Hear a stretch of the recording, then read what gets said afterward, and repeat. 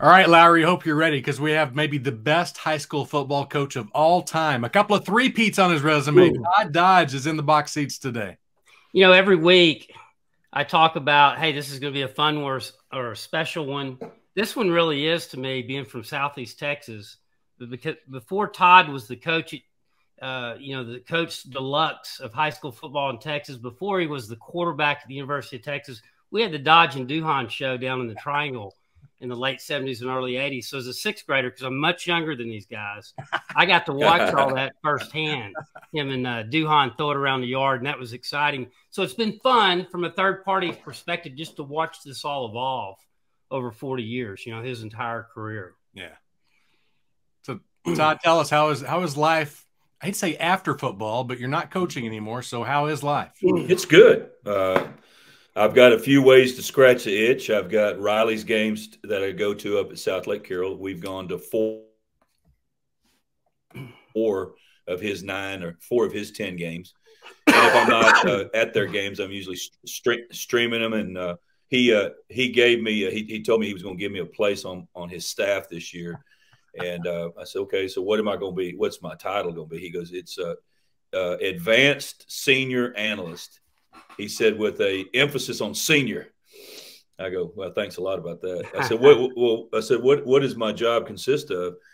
And he said, well, I just need you to, I'm gonna give you my huddle info.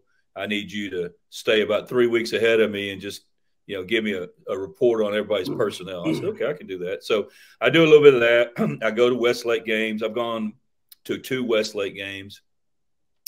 I do a little bit of private quarterback training on the side that I really enjoy.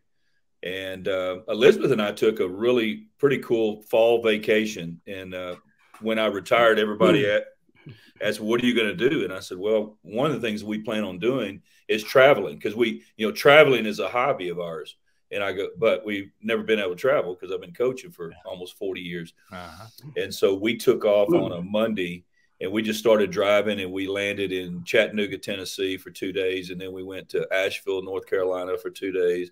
And then we came through Clemson, and that was the destination. We went and watched Cade play against Louisiana Tech several weeks ago. And then we turned around, came on back. I got to play a little golf along the way. It was beautiful. And so that's kind of what we've been doing. And then the most important thing is I've got 4 grandchildren, and I've got to spend a lot of time with them.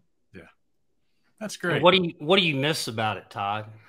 I probably miss the most, David, and is that one-on-one relationship with my quarterback and that quarterback room.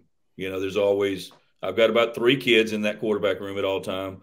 People through the years will always say, I bet the quarterback room is the most backbiting, kids jealous of each other kind of room. And I've found through the years when I was playing and when I've been coaching that it's just the opposite.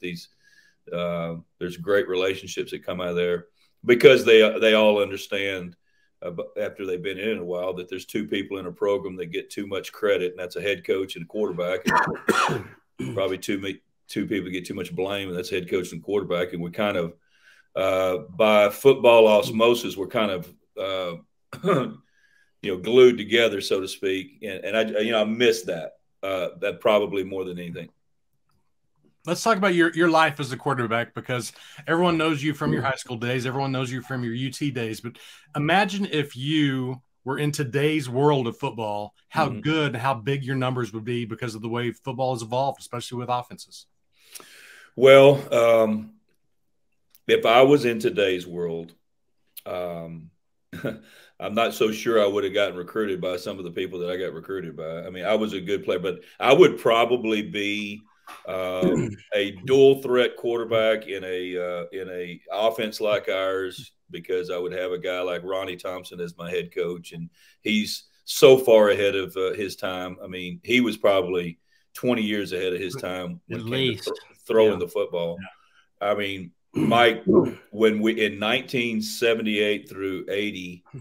And then continuing on with, Craig Stump and that bunch, we were in split back, 3 wide receivers, no tight end attached, sometimes in the shotgun in 1980. I mean, and so giving hand signals. We weren't no huddle. Yeah. But our big deal was giving hand signals at the line of scrimmage that I could get out of one route and get into another route and stuff like that. And yeah, the numbers. Someone asked me not too long ago. They said, "Well, man, when was it? Or have your records been broken from?" I go, "Gosh almighty, my records were broken like within 7 years of them being established by a guy named Todd Detmer." You know, and then after that, so I always tell people, put it in perspective. I threw for right about 3,500 yards in one season in 1980. I've had 10 quarterbacks that I've coached that have thrown for over 3,500 yards during my time, that have thrown for more yards than I did in the year that I broke the record. You know, yeah. So that kind of shows you how much everybody started chunking it around. It's amazing. It's changed so much. Sticking with the Southeast Texas theme, Todd, talk a little bit to the audience about what it was like growing up there. Because I mean, I get it and I understand. I mean, you know, it was all Friday night footballs, church, you know, community. It was really kind of a close knit community, a bunch of different schools, but a community that stuck together in a lot of ways. All our dads worked together to chemical plants and that kind of thing. So. Go into that a little bit. What started for me, my dad was a Methodist minister, and so we moved around about every 3 or 4 years of my life. And so the first time that I can remember as a child, we lived in deep East Texas, up by Nacogdoches, Garrison, Texas. You know, a great football tradition. That's my first indoctrination. I was the ball boy for the Garrison Bulldogs in 1969 as a first grader. So that was awesome. But anyway, we moved we moved to West Orange Start when I was in 4th grade. And then from there, so I was there and I learned what gumbo was. I learned what boudin was. You know, I learned what it meant to get on your bike at 9 o'clock in the morning on Saturday, not come home till, it's dark. And that's where I started playing football there. And then moved to Port Arthur when I was between the summer between 7th and 8th grade. But just Southeast Texas, when people always ask where I'm from, I say I'm from Port Arthur, Texas. I went to Port Arthur, Thomas Jefferson, the Golden Triangle, Beaumont, Port Arthur, Orange. And it is, to me, one of the toughest areas of the state of Texas. Most everybody that you're dealing with, you're friends with, they're all in the same boat. As you said, David, everybody works at the refineries. When I came out of TJ, and the friends that I met there, we just got about 3 weeks ago, or Texas OU weekend, probably about 10 of my best buddies from Port Arthur, they've been doing for about 20 years. They've been doing Texas OU at Crystal Beach, Texas. And they always call me and they go, TD, let's go. Come on. You got to come on down. I said, once again, just like I told you last year, I'll work on Saturdays. So no, but this year I don't work on Saturdays anymore. So I took off down there. And it was funny because Molly's our last grandson was born. Our latest grandson was born about a month and a week ago. And the deal was, if the baby was born before the Texas OU game, I could go. But if she hadn't had the baby yet, I couldn't go. And so all of my buddies down there kept calling me, Richard Rice, Clay Sutherland, all those guys kept calling me and going, "Is the baby born yet?" I go, "No, not yet." And they go, "Golly, we need a baby come so you can get down there." So I made it, and Lowery's been down there. We set up. We ate boudin sandwiches for lunch. We watched Texas OU game. Then we went down to the beach and threw horseshoes for about 4 hours. Oh wow! Yeah. Go in deeper a little bit, that relationship with your high school teammates. That's been another fun thing, kind of the third party. You guys, I hang around, had the UT connection, the Southeast Texas connection, but watching you Port Arthur guys, the Shay and Sean Walker, and of course, Brent, Durso, you mentioned Clay and Richard, Kip Hampton, there's just a bunch of them. The close-knitness of your group, the guys would travel to watch you play playoff football, whether you're at Carroll, at Westlake. I mean, it's really a neat thing to to watch the closeness of that group? Well, it starts, for me with Richard Rice. And Richard was, when my parents moved when I was a sophomore, his family took out guardianship on me. And so I went from living in a Methodist preacher's house to living at, the guy that was a foreman at Gulf Refinery, and just that lifestyle and everything. And then of course, Brent and I, from the time that I got to Port Arthur, were kind of attached at the hip. We were great friends, probably because of football and because of, we got linked together. And I'm so proud that my name gets associated with Brent Duhon every time they say Dodge and Duhon, because he's probably, in my opinion, the most underrated high school football player in the history of the state of Texas. He needs to be the next guy that goes into the Texas High School Football Hall of Fame in Waco. Yes, because he was the original. If people will do their research, Brent Duhon was the original big time wide receiver that put up 93 catches in 1980. That's for like 1,400 yards and 18 touchdowns. I mean, that's unheard of. I mean, that's huge today. Yeah, and at the time it was way, way, way better than everybody. No, it was just, and he was fast.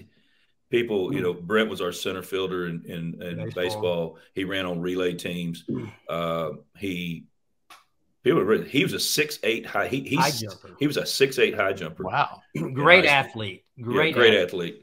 And of course. It was fun. He and I, when we went to the Texas OU Crystal Beach extravaganza, we were sitting there kind of reminiscing, talking about NIL and transfer portal. And I said, hell, Duhon. I said, if the transfer portal had been available right now, you'd have gone to a different school every year, because you'd just been looking for whoever's going to throw it the most. You could, damn right I would have, because Brent was always, we were roommates for the first 3 years and suite mates. And he and I both all about that close to transferring to either Louisiana Tech or to Brigham Young University within our second year at Texas. And really? I just told, he goes, man, we got to go. I said, Brent, they are throwing the ball more here than they've ever thrown it before. I mean, we're not in the wishbone anymore. We're not in the split back veer anymore. He goes, yeah. He goes, but we're throwing it 17 times a game. He said, we threw the ball 17 times in the first quarter at TJ. Really? He goes, come on, man, let's go. But that was always fun. We reminisced about that. But Clay, Sutherland, Durso, another great athlete. And then just so many that we keep in touch. And there's a toughness. I can, they always used to kid me. David knows all these guys, but a guy named Mark Hanna. Okay. So his name is Hank. And I think it's because of Hank Williams Jr. I think that's why he got named Hank. Maybe not. Maybe I don't know for sure. I actually coined another nickname for him, but we can't mention that on there. Yeah. That was Hank was one of those guys in high school that, by the time we were in high school is when Animal House came out, the movie Animal House. And so Hank loved to put his cheeseburger up on the visor of his car. We're riding around and hey, Todd, you hungry? Yeah, let's get something to eat. I got something right here for you. He pulled a hamburger, 3-day-old hamburger. That's just the kind of, and just, he used to come at Richard's house. He never did use the door. He came through the window. And I still don't know why he did that, but he did it. And Mr. Rice would go, Hank? He goes, we got a door. I know. That he came through the window all the time. So I want to talk more about you and Duhon and being at Texas. Was it easier for you making the getting acclimated to college because y'all were together after playing in high school? And was it tough watching, he had a more consistent career, I guess you could say, at Texas than you, because you had your ups and your downs. And was it hard on him because he was used to you throwing to him, and he had about 5 other guys who would throw to him throughout his career? Well, Brent, it didn't surprise me. Brent, took off when we got there. Played a lot more than I did early. I ended up getting a red shirt year my first year. I played in like 3 ball games, but Brent played a lot. He wasn't a starter as a freshman, but he was a consistent contributor throughout. And then for the rest of the time, he was 3-year starter. Yeah. He played 4 years, you know, and did the things that he does. I mean, the thing, you know, we were talking about it, you know, when we were together not too long ago, and I was asking him about release moves, you know, all the way back to them, because I said, you know, back when we played at Texas, Texas only played press coverage, you know, and so he had to go against press coverage every single day. Yeah. But one of the things that a lot of people don't know about Brent was an undrafted free agent with the Chicago Bears in the year 1987, the year that they won the Super Bowl. 85, yeah, 85. The year they won the Super Bowl. And so I've run into several members of that team through the years, and they remember Duhan during training camp, and he made it all the way to the last cut. Oh, wow. And they played the Dallas Cowboys on the last preseason game. He caught like 8 balls for over 100 yards, and we all was at the game, and we all, hey, he's going to make it. There's no way he's not going to make it. You know, I mean, he had the preseason. That preseason, like Sam Ellinger had as a quarterback this last preseason. I mean, it was just numbers, big time numbers. Yeah. And then I talked to him the next day. He goes, yeah. He said, Todd, I got cut at 30,000 feet. He said the GM cut him at 30,000 feet on the way back to Chicago. Wow. He said, you could at least let me stay in Dallas, you know, with my buddies.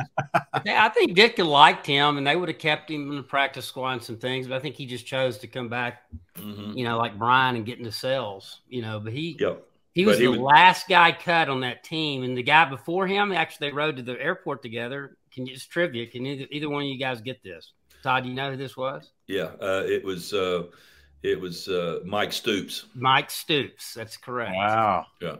Because Brent and I were borrowed money one night in Dallas years ago when I was much younger. Yep. And then walks this guy and starts talking, and it was Mike Stoops, and they hadn't seen each other since the day and that's before Mike had gotten to coaching. Yeah. Mike was a safety on that team. Yeah. Yes. Yeah. Brent told me this. I've heard the story many times, and it always gets better, you know, as those stories go. But he told me about how they missed like 3 flights because they just kept riding around Chicago and having more cold beers. As they were in a limo or something. Yeah. Oh, that's great. Wow. Yeah. But no, Brent. So you know, my time from a quarterbacking standpoint. You know, it had the ups and downs. I mean, I could not have ever in my wildest dreams picked a better place to go play quarterback than the University of Texas, knowing that I was going to coach. If I could have looked in that crystal ball and said, you're going to coach for the next, you know, 35 to 40 years, because it put me through every emotion that you possibly could go through. I mean, I was the guy in town at times that I couldn't buy my own dinner. You know, I was the guy in town that didn't really want to go, didn't want to say my name, you know, at the steakhouse, you know, party of 4 for Dodge. You know, you don't want to say that because things ain't going too well. I've been the guy that's been booed by 80,000. And had a standing ovation by the same 80,000 in the same game.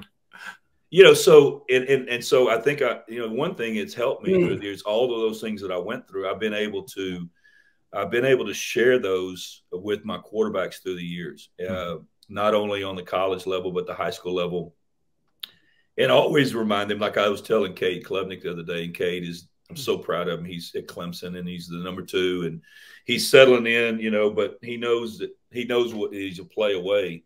But I always remind him, I said, you know, don't get this twisted. You're the most popular guy in Clemson, South Carolina right now because you're the #2 quarterback. That's right.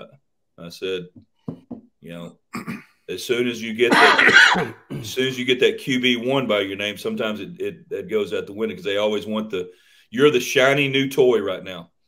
And I said, I'm not trying to say that to be negative to you. It's just what it is. Now, you just kind of get, you know, remember that and make sure that the guy that's sitting in the hot seat, that you're a great supporter of his. And I think that's what I was. as a player. I backed up Robert Brewer for 2 years. I competed hard against Rick McIver and Rob Morshell and won that battle, in 1983, and then tore up my shoulder and then came back. And, then it was, Brett Stafford, we competed. He supported me. I supported him.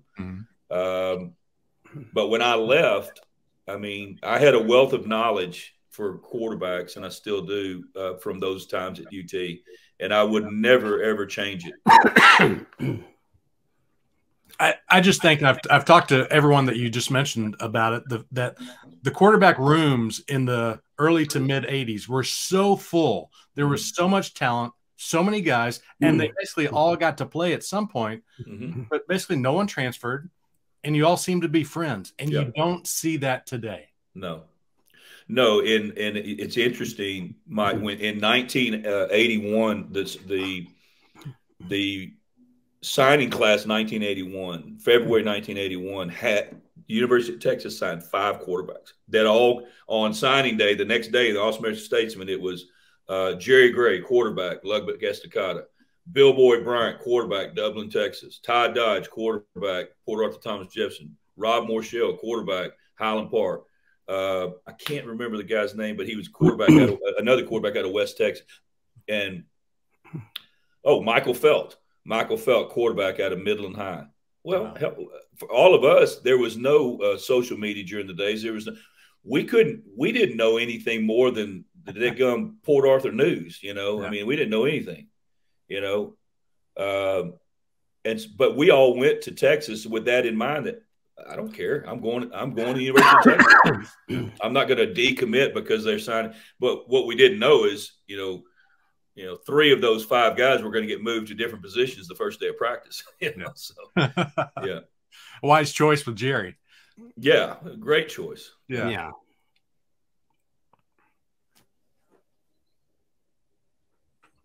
Larry, having the Golden Triangle connection, what do you remember about watching this guy play? Well, and we've touched on it all throughout this. Ronnie Thompson, who ironically had been at Vidor before he went over to Port Arthur and coached those guys. So we kind of seen this guy did things in the mid-'70s, even in Vidor. He put a guy named Chuck Bain in the spread shotgun. No one did that in 1975 except the Dallas Cowboys. And he goes over and has all the success, over there. It was different. I remember my junior year, first year on varsity, and they have those packets. I'm sure they do it on computer now, but you get your that week, whoever you were playing, you get your packet on a team, and everybody ran the wing tee, the I, or the veer. Then everybody had about 5 bread and butter run plays, 5 bread and butter pass plays, and we get to Port Arthur Thomas Jefferson. We've known it because we had seen it, growing up watching these guys, and they go, our junior high coaches go, we counted 187 different pass routes, and we're not sure we got them all. And we're looking at each other like, this is unbelievable, like we're in an NFL or something. So it was really fun to watch, and those guys put on a show. They really did. I remember one time that when they came to Vidor, I think it was your senior year. I think it was 80. So I'm just, I'm 6th, 7th, 8th grade, whatever I'm in. And I can't remember the details. It tied through like a little screen pass or something. And there he goes down the sideline, the guy for about it. Probably to Smothers, probably about 80. And so I looked back to see if Dodge got hit or we got a helmet on him or something. Well, Todd's already on the sideline drinking, taking a shot of Gatorade, and Smothers hadn't even scored yet. It was funny, but they were a well-oiled machine that year too. They really were. And Todd's talked about that in private a lot, of how Thompson built that. Yeah. Built that culture and got them all to buy in and believe. Then you add in the X's and O's and the whole being 20 years in advance, and the talent of not just Todd and Brent, but they were very talented, in all the positions. We talked about Smothers. Smothers, wouldn't you agree, Todd was probably one of the best athletes on that team all around? Well, he's still, to my knowledge, he's still the only guy at the big school level. We were 5. At 1980 was the first year they went. They just bumped everything from 4A to 5A, right? And so we were the highest classification. He made first team All State both ways, right? Nobody does it. I still to this day don't know. It happens at the lower level. But he was the first team All State free safety, and he was a first team All State wide receiver along with Brent. Wow. We had two of them. But David, you're exactly right. The biggest thing that I got from Ronnie Thompson as a coach, I got a lot of things from him as a player, is he developed me as a player. But as a coach, he kind of called his offense spread the wealth. And a lot of times Brent and I think everybody when they played us thought, well, hell, they're throwing it every down. It's Dodge it. But we had 2,000-yard rushers. Yeah. Brent was a 1,300-yard receiver. Our offense was very tough to defend by personnel. You couldn't just say, well, we'll take this away, and they can't run the ball. I mean, we had Bruce Miller, who's the uncle of Jamal Charles. That family has put out great running backs in Port Arthur. You had Don Holloway, rest in peace, my dear friend. He was our fullback, one of the best football players. He started two ways for us. He was another one that came. We had 4 guys off of our high school team that signed with Texas that year. I think Cooper was one of those, right? Didn't who's that? Cooper? Was it Oh yeah, Kip Cooper was a junior defensive end that ended up at Texas after 1 year of junior college. Bruce Miller went to Lamar. We had some juniors. Of course, Craig was a sophomore backup quarterback on that team that went to A&M. Patty Doyle, Louisiana Tech. Shay and Sean. Shay was there. Sean was probably gone. Yeah, Sean was gone. Shay was ended up at A&M. Craig at A&M. So that was probably one of the biggest disappointments is when we all get together and we reflect back on it. It's that and I've told, matter of fact, I told my team at halftime of last year's state championship game when we played Denton Guyer. We trailed Denton Guyer at halftime 14-13. And it's the first time we trailed all year long. And I didn't go back and go, my high school team and da-da-da-da-da. I just said, listen, guys, I said, right now we got 24 minutes to decide how you want to be remembered in the state of Texas. See, because right now, if we have more points than they do, and it doesn't matter how many more points we'd have than them, you are going to be considered 20 years from now probably as one of the greatest teams that's ever played at the 6A level and they will be. Yeah. Well, and if they beat us, you're just going to be remembered as another team that got upset in the state championship game. So make up your mind. Let's go. Well, it's kind of the deal at Port Arthur, except we were winning at halftime 19-6, and Mojo came back and got us and beat us. But I still, to this day, I mean, that's a long time ago. That's 40 some odd years ago. But I still, to this day, think that people would still remember that team as one of the greatest teams of all time because of how we were on the cutting edge of doing things. But plus, we were very talented. I mean, we had a very talented team. I wish there's been some years I've gone by as a coach. I wish I had that guy playing for me. That's a perfect segue. And Mike, I wanted to ask that. And it's like a lawyer. I think I already know the answer from being around all you guys. But when you went into coaching a year where you knew you had a team that can make a run, was that always on the back of your mind, not closing the deal in 80, even in 83, that from a coaching standpoint, you were going to do everything you could to prepare these guys schematically, emotionally, to leave them to where they could leave there successful and close the deal? Was that always on your mind? Yes. In the back of your mind, I guess. Yeah.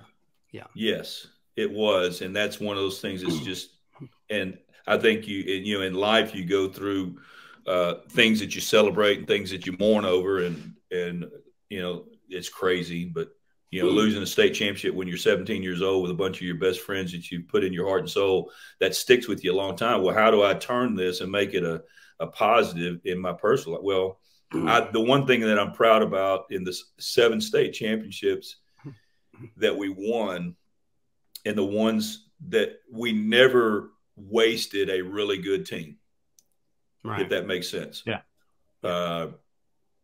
And I'm telling you, there's some of them that we didn't probably have the best team in the state of Texas. But 2005 at Southlake Carroll, it was one of those years that I didn't really say it to my coaching staff, but guys, if we don't win a state championship this year, we've underachieved. You know, I mean, we were loaded, and y'all both have seen Westlake through the years. You both seen Southlake Carroll. Neither one of those schools are Division I every year, Division I Power 5 factories. I mean, if they have 2 a year, that's a lot for those schools. You got a lot of really good football players. In that year at South, we had 10 guys sign Division I off of that 2005 team. And we didn't waste. I mean, we beat everybody the way we should have beat them. And really, this 2021 team at Westlake, I didn't really think that going in. But about mid-season, I can remember talking to my staff on a Sunday staff meeting, going, "Hey guys, if we don't screw this up, we're going to win another one." You know, so let's just make sure that that we keep them humble. And we keep them listening to the field house and not to all their, you know, the fan bases. We love them, you know, and that they're so important. But you got to protect your players from them sometimes and not let them get ahead of themselves. Yeah. You mentioned that 1980 team and that game and how tough it was. How long did it take to be able to talk about it without it hurting? Whew. Or does it still? Yeah, I mean, yeah. And I tell you, probably the closest thing that I got to getting a little bit of redemption, this is so stupid, but it's competitors, is I'm in 2006, my team at Southlake Carroll Riley, it's the last year I was at Southlake, and we played Odessa Permian in the 3rd round of the playoffs at Jones Stadium in Lubbock. And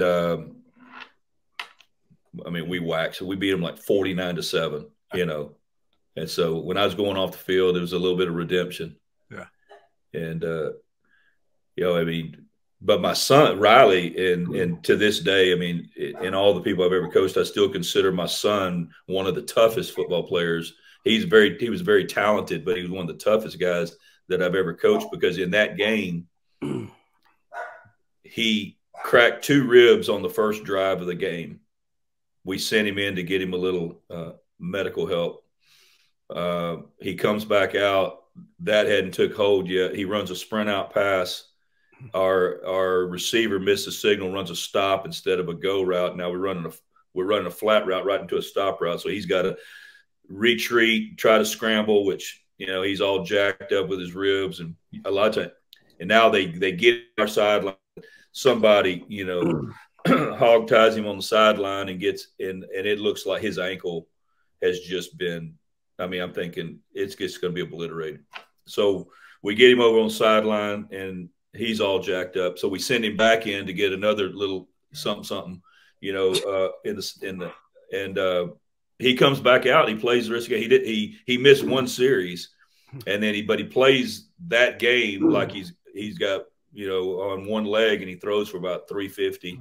And then Trey Newton rushes about 150, and we beat Mojo that day. And then through the playoffs, Riley's junior year, you know, he showed a lot of toughness. Well, you know, it's interesting. The last thing on that 80 game, of course, I watched it back when I was a kid live, but Street and I watch it. Jordan and I have watched that because as you guys both know, we're high school football nuts. We've watched that game. I made him watch that game with me like 100 times. And by probably midway through the 3rd quarter, he looks at me and goes, "How did they lose this game again?" Yeah. You know, and I do that with the baseball in '89 with the national title game. Like, how did we like you watch it thinking the outcome's going to be different this time? Right. Of course, it never is. But no, that's right. how dominant you guys were. You were doing what you wanted. It was a weird game because you really owned them the first half. Well, I've heard, David, that there is some way to watch that through the years. And I've stayed away from that because it's just too damn painful. But by what I remember is, yeah, we had our way. We're winning in Brent's. But I know this to be true. The first 3 times we had the ball in the second half, we're just moving the ball at will, and we get in the red zone. One of those times, I threw an interception in the back of the end zone that killed that drive. Another time. Smothers dropped a pass in the end zone, and we missed the field goal. Yeah. And then the third time, we just get down there and we're going to kick a field goal. And I don't know what order those happened, but Mike, it was like, and then all of a sudden and every one of those things that happened, the old mojo just kept going, you know, just a little bit more. Yeah. And then we fumbled a punt in the fourth quarter that just, you know, and it was one, you know, those, we've, you know, been a part of them before. And it's, there's a pretty big stat in all of football. If you get a punt block, you usually don't win. And we're playing Smithson Valley in the 2004 state championship. And sure enough, boy, that worst sound that you can ever hear as a coach is that double thump, boom, boom. Mm-hmm. And then it one hopped and their guy took it in the end zone. And I'll never forget, kind of remembering back, you know, in a state, we got to take the momentum back immediately. And it kind of reflected back through the years in that a little bit in that state championship game is that once Permian got that momentum, we never were able to stop it. It just was like coming in just waves, you know, and their confidence was just, and that's what it was with Smithson Valley. And so we ran it on the first play after the block punt. Their cornerback on our boundary had been getting real frisky on curl routes and stop routes. And we ran a double move fly route on him the very first play and hit it for about 75 yards for a touchdown. Chase Daniel to Kenton Gedwed. And we got the momentum under control. So that was one of those, you know, kind of learning experiences. So I learned a lot, David. You asked a while ago, what do you learn? Or Mike, I learned a lot from that game for the future. At what point did you decide you wanted to be a coach? Oh, probably as early as my junior year in high school. When I was, you know, really when mom and dad and they never missed a game, they drove in from Longview every Friday night. But I would have been a Longview Lobo had I moved. But they came in every night. But, you know, my father during those 2 years was Ronnie Thompson. He's the one that was the heavy in my life. You know, somebody needed to tell me, you know, when I was getting out of line or whatever. And then, you know, Brent Duhan and Richard Rice and all those guys, they were my brothers. I loved everything about Port Arthur football. And so when I got to the University of Texas, I mean, I pretty much knew that I wanted to coach. But at the time, didn't you think, well, after I play in the NFL and have a great career and win some Super Bowls, then I want to coach? Yeah. Well, I'll be honest with you. First college football game that I ever attended, okay, was the one that I suited up for as a freshman in college. If y'all can imagine that. Really? I mean, I was a, you know, whatever, because Ronnie allowed us to throw the hell out of the football. I was the number one, you know, quarterback recruit in the state that year.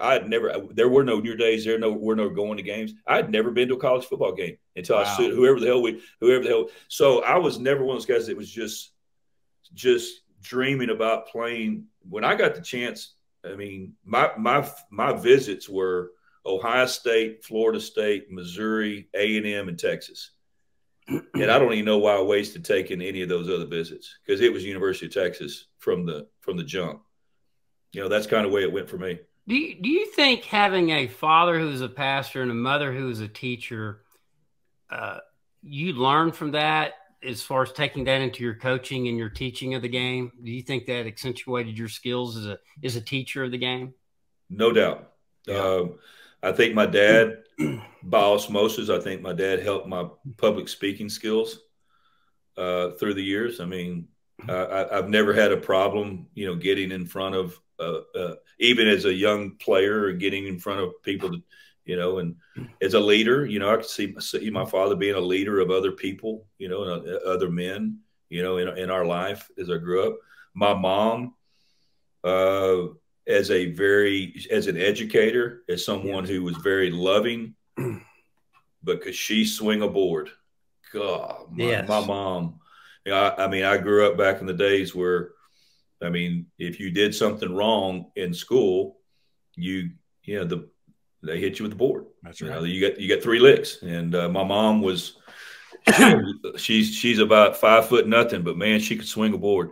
and see her love up those kids, and whoop their butt and then tell them she loves them, and so that's kind of what coaches have to do sometimes too.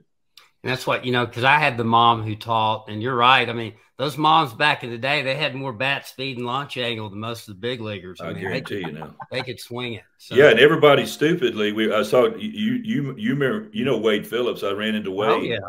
And so we were chopping it up, and he said, your mom taught me 6th grade science. And he said, I'm such a dummy. I made her the board that she was hitting me with. He said, I made her this board, that's pretty good. And drilled holes in it, and all this so she could swing it harder. And I was, and I thought I was, he goes, I was trying to, brown nose and suck up to your mom, get a better grade. And I ended up getting hit with the damn board that I made. That's pretty funny.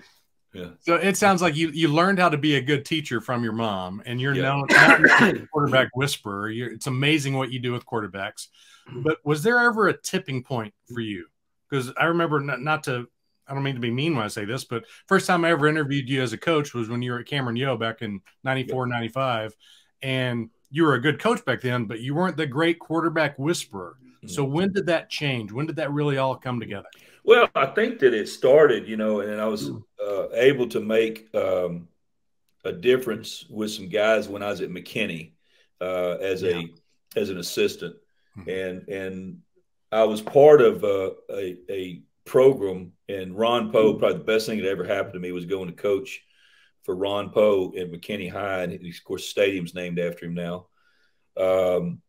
But he allowed me to start a quarterback training program, and I had Max Nocky, I had Mitch Alvarado. Those two guys, we went from the I formation to the spread, and in 1990-91, and those two guys were the player of the year in the state of Texas offensively when I was the offense coordinator there. Well, when that happened, that parlayed into my opportunity to go coach, quarterbacks at North Texas for 2 years under Dennis Parker. And then I knew all about Cameron because I was in Austin, and Cameron Yo was a great tradition. And I was interviewing for the Cameron job and the Fredericksburg job at the same time. Really? And boy, I wanted that Fredericksburg job so bad because I knew about it. I'd been there in the hill country, and we'd been there, and I loved it. But it took them like 2 months to decide who their coach was going to be. And Cameron was one of those old school places that the superintendent was going to decide everything. And so I went to Cameron, and I got hired in late January. And then, you're just so fired up about getting your first job and all that. You're not paying attention that realignment's coming up, or that they may go up in classification from 2A to 3A. So I take the job, and I've researched the job with everything. They're 2A, and they're playing these people, man, they match up good. And all of a sudden, 3 weeks after taking the job, they now go up in classification. And so it was a little bit, but was there for 2 years, went to, Newman Smith. A lot of people told me, don't take that job. That's a dead end job. And I love two of my most memorable years in coaching, and we went 4-6 and 6-4. Wow! And is at Newman Smith because those kids in that the very small football community, because it's a humongous at the time, it was a really, really good baseball job, and so that I have great memories. Adam Kessler, he was the leading passer in the Dallas-Fort Worth area as a junior, and the leading passer in the state as a senior. Wow. And then on to opened up Fossil Ridge High School, But through all of those, I've asked Coach Ledbetter at times, I said, why in the hell did you hire me? I mean, I've been a head coach for 6 years. I never made the playoffs. And, I'd showed that I could, offensively, we could move the ball. And all. I said, what? He goes, Todd, you don't remember, but he said, the 3 years before I hired you, you beat Southlake Carroll 3 out of the 4 years. And so I go, yeah, we did. He goes, well, that's why you got it. That's why you got the interview. And then Wow. you did the rest. But when I was at Newman Smith and when I was at Fossil Ridge, we beat them 3 out of 4 years. And to this day, I don't know that anybody, if you look at all of the records, many people other than have beat Southlake Carroll 3 years and if they got 3 wins against them. So that got me in the door. After the run at Carroll, the great run at Carroll, 79-1, you leave and take the job at North Texas. Mm-hmm. Looking back, and again, with something we've talked about in private, what would you have done different? You know, we've talked about how some of those guys that made that transition to high school, they went as a coordinator, quarterbacks coach first, and, you know, reacclimated to the college game. You know, Art Briles did, you know, a number of guys. Was it a mistake to go from head to head that quickly if you'd had it to do over again on the college level? Over with. I think the smarter, the more prudent path is to go be somebody's quarterback coach, be somebody's coordinator. Right. Yeah, I don't think there's any doubt.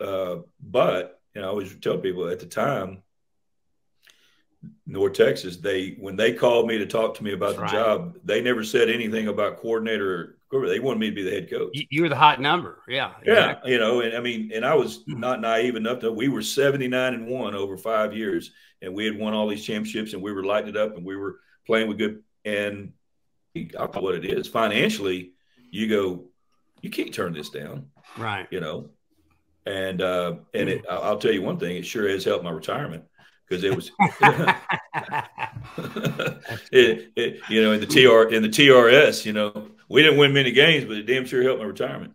But you know, 5 years later, I was back where, you know, I want to be. You know, I probably would be a great source if anybody ever want to do that again. If you were going to do it, I think I have a whole different blueprint of how I do it again. Even though as a high school coach coming to a job, I'm not saying it couldn't work at all. And I don't know that I'd ever change it. I was so loyal to my assistants at Carroll and said, hell, if we do this, we've done all this together. I'm getting to go to college. Hey, how many of the rest of y'all want to come? Well, not only am I inexperienced as a head coach, now I'm taking a bunch of inexperienced, you know, really good football coaches, but they're inexperienced. Probably do that differently from a standpoint of the big picture on the culture, that word that everybody wants to use nowadays. I didn't do a very good job of explaining that to all of the perimeter people, the weight room, the equipment room, the training room, everybody, on how we were going to treat each other. I was so fired up about getting my team. So yeah, there would be a lot of different ways to do it. I tell coaches it was really interesting. This is kind of a funny story about during that time. So I coached there 3 years. I was in my 4th year, and we'd played Louisiana and Lafayette, and Riley had led us on a drive. We came all the way down with about a minute and a half left. We scored to make it 28-27. We're fixing to kick the extra point to send it into overtime, and we get the extra point blocked. And so we lose 28-27. Well, I think I'm going to get fired on Sunday. All right. Well, Sunday comes. Boom. I said, all right, let's roll. So we're playing Western Kentucky the next week. So Monday goes by. Nothing happened. All right, here we go. Tuesday. And at Tuesday practice, I started noticing that the AD and a couple of his guys that work in his office were at practice. Well, they hadn't been to practice in a month at Sundays, you know. I go, something's up. So coming off the practice field, it's kind of one of those deals. Hey, Todd, you know, the boss would like to see you, you know. And then so that's what it was. But it happened on a Tuesday.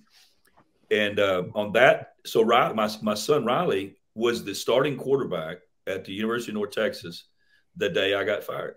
Wow. And well, they're playing Western Kentucky that Saturday. Well, Elizabeth and I jump on a plane and we fly to Nashville and we go to the game. We tell what a that's with, and Riley led he led North Texas to a big victory over Western Kentucky. Wow. So help me out. Dan Hawkins, I'll get to my point now. Dan Hawkins was the head coach at Colorado. Mm-hmm. Well, Dan Hawkins' son was the starting quarterback at Colorado at the time. Dan and I got fired on the same day. All right. So later that week we talked, and then the next weekend, I mean, his team's on about a 5-game losing streak. Mine is on about a 5-game losing streak. His son's the start quarterback for him. My son's the start quarterback for me. And both teams win after we get fired. And it's like, damn, I guess they just need to get us out of the way and let our kids go. Yeah, so, you put too much pressure on the kids.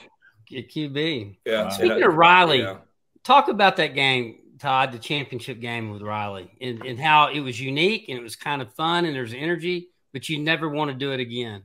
We've talked about that. No, I don't ever want to do it again. When we the start of the 2020 season, we were supposed to play each other in the UIO kickoff classic. Yeah. And then COVID knocked that out. And we really kind of took a deep breath, go, good. We dodged that bullet, no pun intended.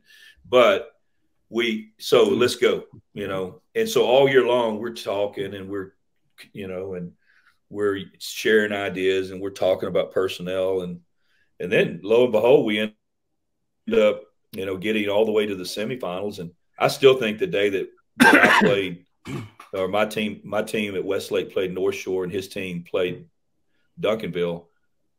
I mean, the chances of both teams winning, nah, I wouldn't have had that, but we did. And so all of a sudden we're playing each other now. And it was so funny. I mean, we're now talking later that day because both games were 1 o'clock kickoffs about. So at 6 o'clock that night, I'm talking to my son about who we're going to use as the officiating crew for a state championship game. Just bizarro world. Wow. It's unbelievable. And now we're thinking, and we're kind of laughing because we're reflecting on all of the info that we've told each other about each other's teams. That's probably not a good idea. But from the get-go, there was a pretty big deal made about that it's the first time that a father and son have ever met in a state championship, that it's never been done before in the state of Texas. It might never be done again. So as a family, regardless of the outcome, that's something that we took a lot of pride in, and then when the game started, it was really weird when the game was over with. My heart was so torn. I wanted to give all of my energy to my kids at Westlake and really celebrate with them, but I just kind of felt like a big wet blanket was on me. I didn't want to celebrate with them too much right out there in front of her. I wanted to get to the locker room so we could celebrate instead of it was just a weird feeling. Yeah. As my son and they fought their tails off, and I'll say this: it's probably not a good idea to invite the guy that you play in the state championship over for Christmas dinner 5 days after the state championship game. Was that awkward? Was that dinner no, awkward? No, it wasn't. We joke about that. We always say if we had to do it again, we probably would just taken Christmas on into February because we didn't play the state championship game until January the 18th.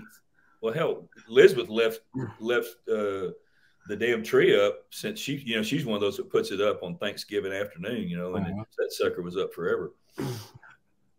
How much fun was it, and also how tough was it? Has it been advising your son as a high school quarterback, college quarterback, high school coach? Because you've been through all of this, and in some ways you want to tell him what to do, but in some ways you want him to learn how to do it himself. It's been really easy because I loved coaching my son. I think I did it the right way. I had a little bump in the road about his freshman year. Riley was always I was not that guy that was trying to call plays on Pop Warner football from the sideline. I never coached him until he got into my system in the 7th grade. But when he was in the 9th grade, he was going through spring football practice, and I'm the head coach of his program. I'm also his position coach. Yeah. Well, I found myself being way too hard on him and treating him differently than I did Chase Daniel, Chase Watson, Greg McElroy. I was really being, excuse my French, I was being an asshole to my son. Huh. I really was. He was getting punished. He was getting held after practice to run. He was having to do it. Just stupid. Stupid parent stuff. And about the time that I was in that, losing my mind a little. I had a real mentor of mine in the profession. I saw at a clinic, and he said, "Hey, Todd, how's everything going?" "Oh, good." He goes, been in a long time, and I've coached all 3 of my boys, and all 3 of them quarterbacks. He said, "Let me give you a little bit of advice." He said, "When you're his coach and you're his father, you're the 2 most important people in his life. You're his football coach and you're his daddy." You talk about the good Lord hit me right between the eyes on that one, and so from then on, I knew that I needed to treat Riley different. We had a great time. But as he's Riley did it a little different way. He GA'd at A&M. He was the offensive GA when Johnny Manziel won the Heisman Trophy. Mm-hmm. Riley's got a lot of that'll be a book someday, I think. Just that one, just those 5 months he spent with Johnny. Then he was a QC, quality control, for Mac Brown and for Charlie Strong. So when most coaches are coaching at Timber Creek Middle School, Riley was he was on a path, and frankly, I thought Riley was probably going to go coach in college, but none of those guys on those staff, the right guy didn't hit with a head coaching job as an assistant, and so he's been at Flower Mound Marcus, he's been with Bill Poe at Justin Northwest, and now he's been at Southlake Carroll, and I'm so proud of him. He is 64-5. Wow! In 5 years, it's impressive what he's done. It really won. They won 5. It hadn't been done since when he and I were together. We won 5 district championships in a row, and he just won 5 in a row. His first 5 years there. The week before they clinched the district championship, and I saw his team throw the Gatorade bath on him, and you can just really, as an outsider looking in, you just tell how his kids love him, and he loves them. And so I just, as far as, offensively, I tell you what, I think he's, I'm a little biased, but I think he's one of the very premier play callers in the state of Texas right now. That's heavy praise. What bottom line, put you on the spot a little bit talking about yourself. What made Todd Dodge so good, so successful as a coach, but as an athlete too? What's been your secret sauce? Well, I think as a coach,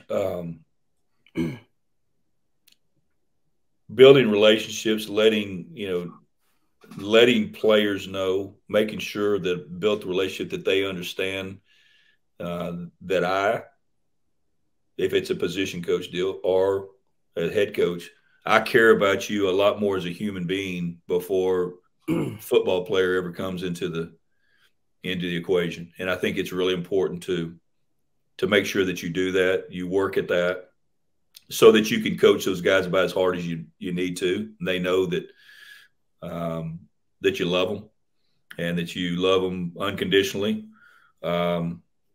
I've never been one to shy away from, whatever's going on in society. I've gone a long way into talking to them about how to handle themselves on social media. I've gone a long way into, talking to them about how to handle themselves around young ladies. We talk about those things. To me, the only way you can get a young young boy and young man to do something or not to do something is talk about it with them and give them stories of and they're getting it at home, but we always talk about those type of things, and I think for that they realize that there's only about 3% of them that are going to go on and play college football.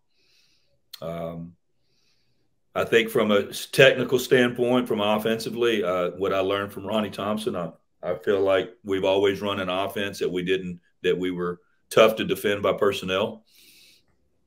I think that I had a way with parents that was what I've always asked parents in our program is please just turn your sons loose to us and let us coach them, and y'all kick back and have fun, because this deal called Texas high school football, and I'll tell them in the media, I'm real honest with it, they all think that their kid is going to go play college football when they're a freshman in high school. By the time they really get to varsity, they're kind of coming back down, and I just tell them, you live in a state, and it doesn't make us any more special than anybody else, but there's two things that we'll never talk to you about, and one is playing time, and one is somebody else's child. And I think they respect our program for that, because they know that they can't come to my office and try to negotiate playing time. They can't come to my office and try to throw somebody else's kid under the bus, and they dang sure wouldn't want their own. So I think with all those said, those are some of the things, David. Yeah. Well, it's playoff time right now as we're recording this in high school football. I know that you have your eyes on Westlake. I know you have your eyes on Southlake. Anybody else that we should have our eyes on, 2A through 6A or even 6-man, that you've been noticing in your retirement days as watching?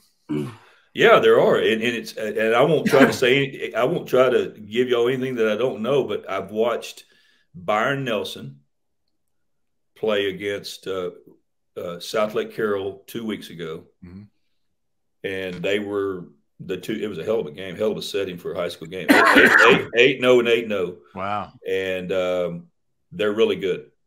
No, Southlake beat them. I think the final was like 38-23 or something like that, but they're a good team. That's somebody to watch. Byron Nelson out of the Northwest ISD 6A, they'll probably go Division II. Travis Pride, he's one of our former assistants that we had when I was at Southlake Carroll. He's the head coach there, doing a great job. Llano Yellow Jackets. Yeah. Watch the Llano Yellow Jackets. Right out here. I live out here at Horseshoe Bay, so I'm in Llano County. Yeah. So I'm just telling you, watch the Llano Yellow Jackets. They got a good team. Yeah. That's somebody to watch. And, one of only 4 undefeated UIL teams in the Austin area. I didn't know they were undefeated, but I just know I've been keeping up with them a little bit. I get over there every once in a while, and Matt Green doing a great job over there. But those are two. I mean, some of the obvious in the Austin area, the up and coming Dripping Springs. I saw Dripping Springs and Westlake play, and that was a great game. So I think that I think that's kind of, a lot of people realize that they're going to be pretty good. You like that quarterback at Dripping, Todd? Oh, I do. Absolutely. Yeah. Austin. I've known Austin since he was, he came over to my camp when he was a rising summer between sophomore and junior year. And it was always funny. It's funny. I'd heard the rumor that he had one time been a Westlake guy. And I asked him, I said, Austin, I said, are you one of mine that got away? He goes, no, Coach. He goes, I never was really in your set. We moved before I got to 7th grade. I said, well, that makes me feel better. I don't, I'm hoping. So, yeah, he's a good player. Actually, I took one of my kids that I trained, one of my young quarterbacks, took him out to the Elite 11 just to expose him to that stuff this summer. And Austin did a great job. He had a great, Elite 11 camp competing against all those guys. So, yeah, he's really impressive. He really is. I like Denton Geyer, too. You and I talked about that street, and I've watched him 3 or 4 times. They've taken their licks to the last 3 years. Last year, very competitive. Really played you guys as tough as anybody, obviously.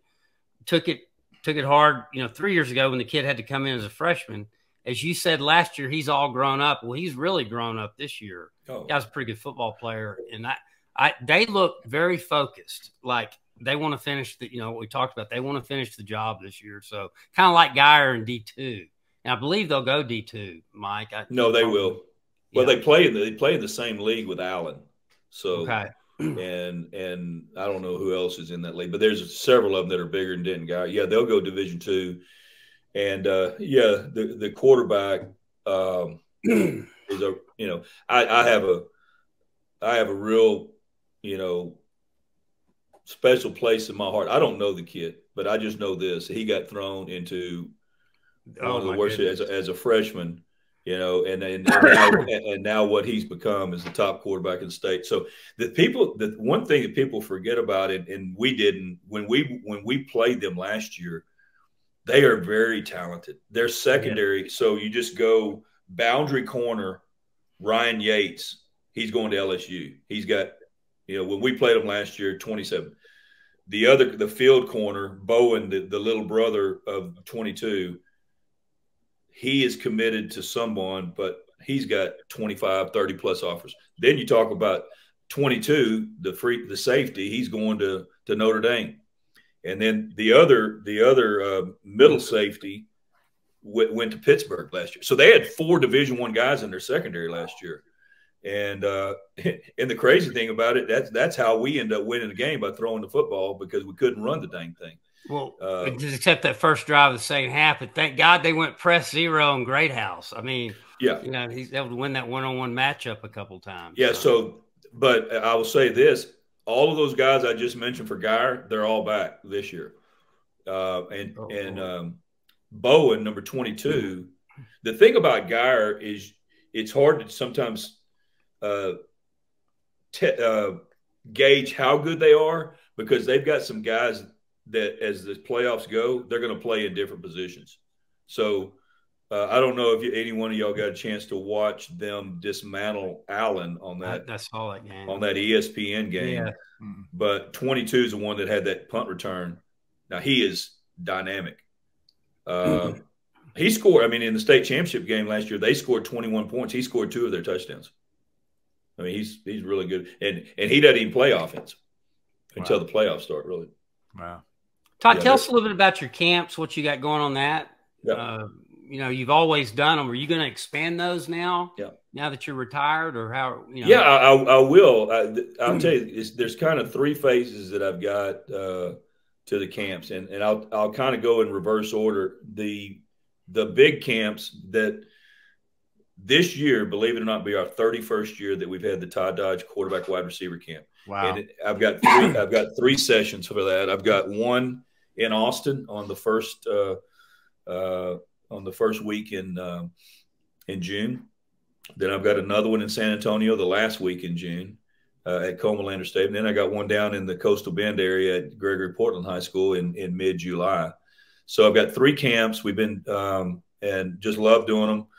The one thing that you don't have something that lasts for 31 years unless you have a great coach to athlete ratio and a great bunch of coaches. So I've got a great network of coaches. And if we've got, people say, well, how big is this? Well, some of them are 250 kids, but guess what? I'm going to have 25. I'll have 25 coaches working with 250 kids, wow. And so that's always been a plus. And then kind of working back in the months of January, February, and March, I have what I refer to as our mini camps. And what they are is I'll take like 2 quarterbacks from one high school and his top 4 wide receivers or whoever he wants to bring. And I'll train them together. But I'll bring in like 3 different schools. So basically I'll do it with quarterbacks, wide receivers only. And we'll do those on Sunday mornings and that's all going to be on the website here coming up. It's at Todd Dodge footballcamps.com. But all of that stuff can be found on there coming up. But that's one of the most beneficial is that I take a quarterback and his receivers, I train them together. And I've got a quarterback coach. I've got a wide receiver coach that works with me. And so to me, that's one of the best things is to keep those kids together. And so those usually have anywhere from 16 to 25 kids. So they're real small camps. And a lot of times these kids will come to, I've got 4 of them scheduled in January. I've got 2 in February and 2 in March. So there's going to be 8 total of those little mini camps. Such a great opportunity for all these athletes to hear from you, directly how to improve. Yeah. Well, thank y'all for mentioning that. And, it's one of the deals, these camps, it's a blessing for Elizabeth and I. There's been so many relationships made through the years. But that is, if someone has always asked me, I've worn a lot of hats in the game of football. I've been an athletic director. I've been the head football coach. I've been the play caller, and I've been the quarterback coach all at one time. Yeah. And I mean, for the last 8 years at Westlake, I did that. And if someone says you got to choose one, and the other 3, it would be coaching quarterbacks and receivers. So that's always been my real passion. Yeah. And so I hope to give some knowledge to kids as we go forward.